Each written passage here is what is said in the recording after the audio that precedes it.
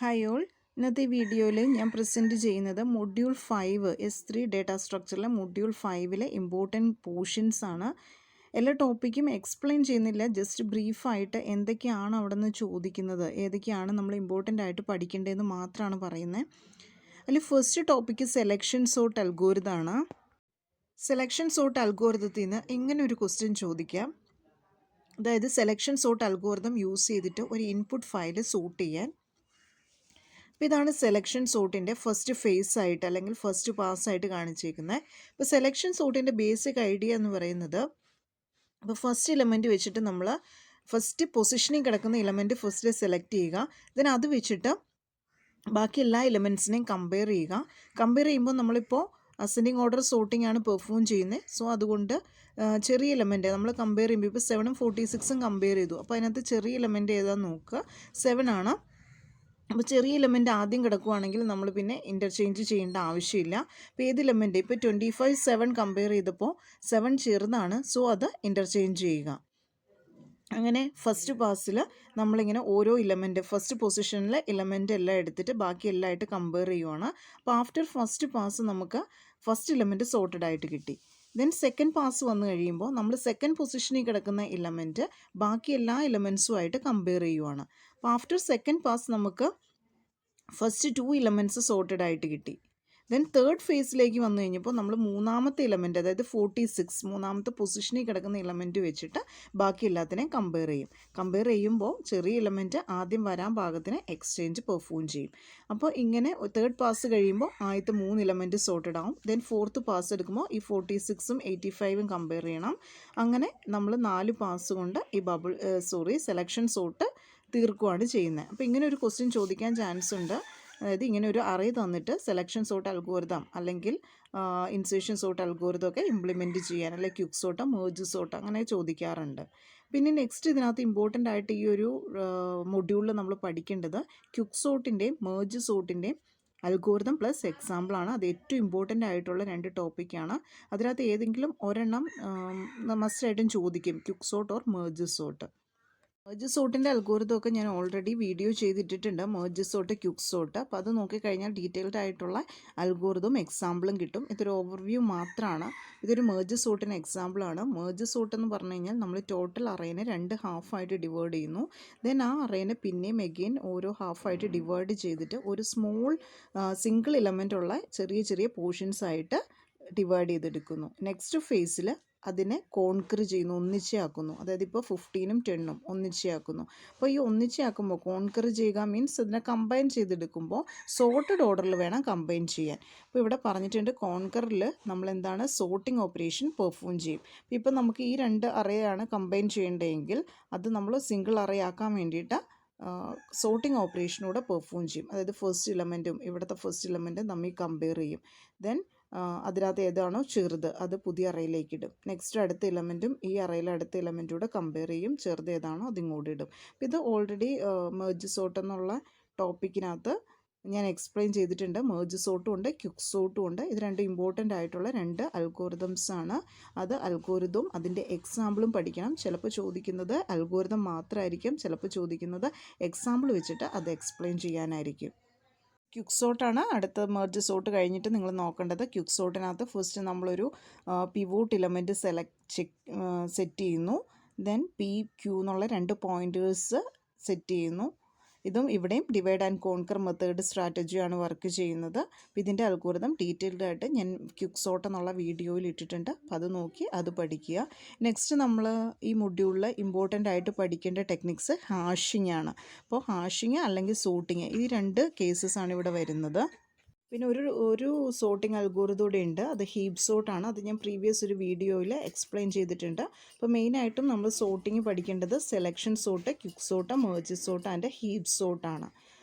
ഇനി വരുന്ന portion hashing ആണ്. അപ്പോൾ ഹാഷിങ്ങിനകത്ത് മെയിനായിട്ടും നോക്കേണ്ട topic closed hashing and open hashing എന്താണെന്നാണ്, അതിൻ്റെ എക്സാമ്പിളുമാണ്.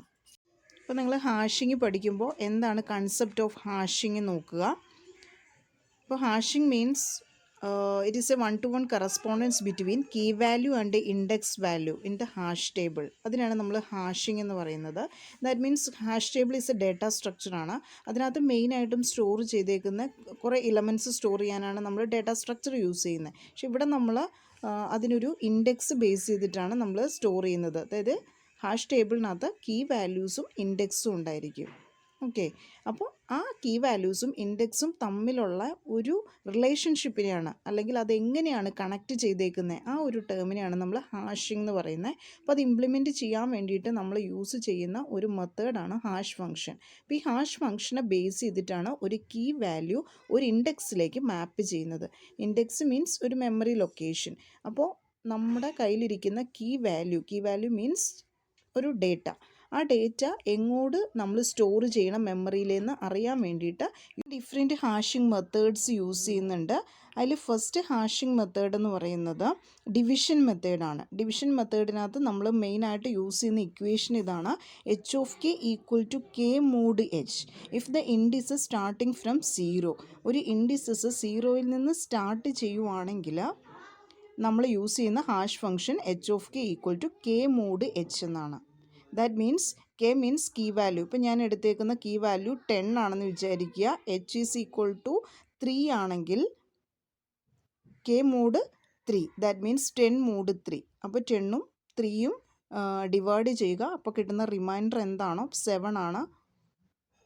അപ്പോൾ കിട്ടുന്ന ഡിവൈഡർ ബേസ് ചെയ്തിട്ടാണ് നമ്മൾ ഈ എച്ച് ഓഫ് കെ കാൽക്കുലേറ്റ് ചെയ്യുന്നത്. 10 മോഡ് 3 ഡിവൈഡ് ചെയ്യുമ്പോൾ കിട്ടുന്ന റിമൈൻഡർ 1 ആണ്. 1ലേക്കാണ് നമ്മുടെ ഈ 10 എന്നുള്ള വാല്യൂ സേവ് ചെയ്യുന്നത്. അപ്പോൾ ഇവിടെ ഒരു എക്സാമ്പിൾ കാണിച്ചിട്ടുണ്ട്. H of K equal to K mod H. അപ്പോൾ കെ ഇസ് ഈക്വൽ ടു 31 ആണ്. എച്ച് ഇസ് ഈക്വൽ ടു 13 ആണെങ്കിൽ അതിൻ്റെ റിമൈൻഡർ 5 ആണ്. That means 31 is stored in to the location 5. ഇനി നമ്മൾ ഇൻഡിസസ് സ്റ്റാർട്ട് ചെയ്യുന്നത് 1ൽ നിന്നാണെന്ന് വെക്കുക. അങ്ങനെയാണെങ്കിൽ നമ്മൾ യൂസ് ചെയ്യേണ്ട ഇക്വേഷൻ ഇതാണ്: H of K equal to K mod H plus 1. Next method mid square മെത്തേഡാണ്. മിഡ് സ്ക്വയർ മെത്തേഡിനകത്ത് നമ്മൾ ചെയ്യുന്നത് നമ്മുടെ ഇൻപുട്ട് നമ്പർ എന്താണോ അതിൻ്റെ സ്ക്വയർ കണ്ടുപിടിക്കും. ഇത് 1 2 3 4 ഇങ്ങനെ ഒരു ഇൻപുട്ട് നമ്പർ ആണെങ്കിൽ അതിൻ്റെ സ്ക്വയർ കെ സ്ക്വയർ വാല്യൂ കണ്ടുപിടിക്കും. അത് കഴിഞ്ഞിട്ട് നമ്മൾ അതിൻ്റെ ഈവൻ പൊസിഷനിൽ കിടക്കുന്ന എന്താണോ അത് എടുക്കുവാണ്. അതായത് നമ്മൾ നോക്കുമ്പോൾ റൈറ്റ് സൈഡിൽ നിന്ന് നോക്കി തുടങ്ങണം. ഇപ്പോൾ 5 2 5. അപ്പോൾ ഇതിനർത്ഥം ഈ 1234 എന്നുള്ള നമ്പർ നമ്മൾ സേവ് ചെയ്യുന്നത് 525 എന്നുള്ള ലൊക്കേഷനിലാണെന്നാണ് ഇതിൻ്റെ meaning. Okay, next one is folding method. അപ്പോൾ ഈ ഫോൾഡിംഗ് മെത്തേഡ് ഇംപ്ലിമെൻറ്റ് ചെയ്യാൻ നേരത്ത് നമ്മൾ 1-2 കാര്യങ്ങൾ അറിഞ്ഞിരിക്കണം. ഫസ്റ്റ് നമ്മൾ കിട്ടുന്ന നമ്പറിനെ ഓരോ സിംഗിൾ പീസസ് ആയിട്ട് ഡിവൈഡ് ചെയ്യണം. അപ്പോൾ അതിൻ്റെ അകത്ത് വരുന്നതാണ് ഫസ്റ്റ് ഒരു കീ വാല്യൂ. ദെൻ ആ കീ വാല്യൂവിനെ നമ്മൾ ഡിവൈഡ് ചെയ്യുന്നൊരു പ്രോസസ്സിനാണ് നമ്മൾ ചോപ്പിംഗ് എന്ന് പറയുന്നത്. അതായത് 56 27 52. ദെൻ റിമൈനിങ് 1 മാത്രം ഉള്ളതുകൊണ്ട് അതിന് 2 നമ്പറുള്ളൊരു പീസായിട്ട് ഡിവൈഡ് ചെയ്യണം. അതുകൊണ്ടൊരു 0യും കൂടെ ആഡ് ചെയ്തു. ദെൻ പ്യുവർ ഫോൾഡിംഗ് എന്ന് പറഞ്ഞു കഴിഞ്ഞാൽ ഇതെല്ലാം കൂടെ ആഡ് ചെയ്തു. അപ്പോൾ കിട്ടുന്ന ആൻസർ 136 ആണ്. അതിൽ ലാസ്റ്റ് 2 നമ്പർ എടുത്തു പ്യുവർ ഫോൾഡിംഗ് മെത്തേഡിനകത്ത്. ഈ ഫോൾഡിംഗ് മെത്തേഡ് തന്നെ 3 ടൈപ്പ് ഉണ്ട്. ആ 3 ടൈപ്പിൽ first one is pure folding. അതിൻ്റെ അകത്ത് ഈ കീ വാല്യൂ, ഇത്രയും വലിയൊരു കീ വാല്യൂ സ്റ്റോർ ചെയ്യുന്നത് 36 എന്നുള്ളൊരു ലൊക്കേഷനകത്താണ്. In second method fold shifting. Fold ഷിഫ്റ്റിങ്ങിനകത്ത് നമ്മൾ റൈറ്റ് സൈഡിൽ നിന്ന് നോക്കുക. റൈറ്റ് സൈഡിൽ നിന്ന് ഈവൻ പൊസിഷനിൽ വരുന്നത്, അതായത് ഇവിടെ 27 നമ്മൾ റീപ്ലേസ് ചെയ്തു 72 ആയിട്ട് ഒന്ന് എക്സ്ചേഞ്ച് ചെയ്തിട്ടു, തിരിച്ചിട്ടു. അതേപോലെ 01 നമ്മൾ തിരിച്ച് 10 ആക്കി. ഇതാണ് ഫോൾഡ് ഷിഫ്റ്റിംഗ്. എന്നിട്ട് കിട്ടുന്ന ആൻസർ ഉണ്ടല്ലോ, ആ ആൻസറിൽ ലാസ്റ്റ് 2 ഡിജിറ്റ് എടുത്തു. അപ്പോൾ ഈ നമ്പർ സ്റ്റോർ ചെയ്യുന്നത് ഈ 90-ലായിരിക്കും.